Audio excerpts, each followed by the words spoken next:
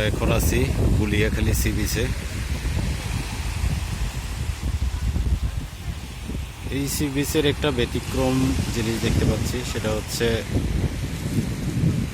বিচের তীরে মাটি এবং ঘাস।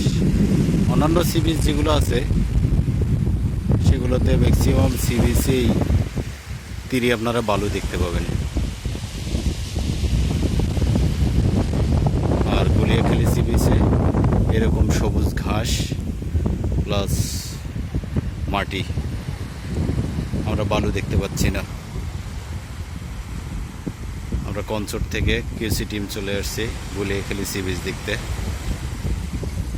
সমুদ্রের গর্জন, সুন্দর একটা ভিউ।